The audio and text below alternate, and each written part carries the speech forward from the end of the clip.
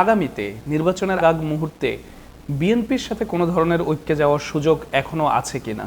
না, সেটা আমরা এখনও আমাদের পলিসি মেকার হিসাবে আমরা দেখতেছি নাই। কেননা যে আমাদের দ্বিতীয় খলিফা ওমর ইবনুল খাত্তাব রাদিয়াল্লাহু তাআলা অর্ধ পৃথিবী শাসন করছে, অর্ধ পৃথিবী, এবং খালেদ অলিদের নেতৃত্বে প্রায় 250 মতো যুদ্ধে সে শরিক হয়েছে, প্রত্যেকটা জিতছে, প্রত্যেকটা সে জয়লাভ করছে।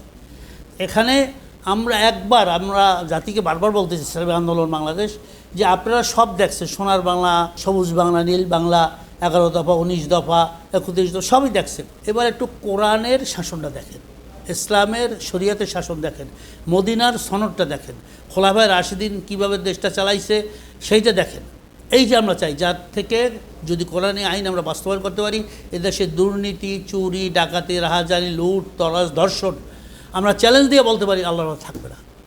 যেমন নাকি আপনি যদি সৌদি আরবে যান, দেখবেন যে যেই আজান হয়ে যায় সাথে সাথে মসজিদে নববীর চারপাশে স্বর্ণের দোকান, একটা চাদর দিয়ে কাপড় দিয়ে ঢাকে চলে যায় নামাজে, কোনো চুরি নেই।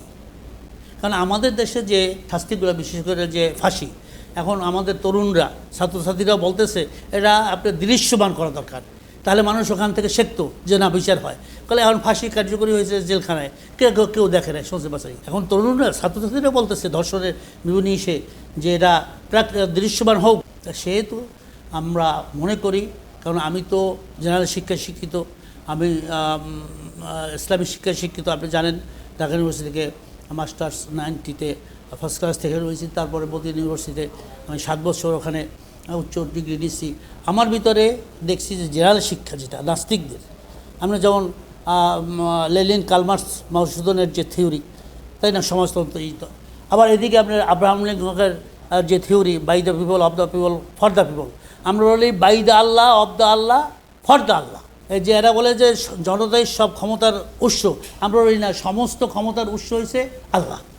ডিফারেন্সটাই এইটা একটু আমাদের দ্বিতীয় বৃহত্তম মুসলিম দেশ, 92 বছর মুসলমান দেশে এইটা আমরা বাস্তবায়ন করার জন্য কাজ করতেছি।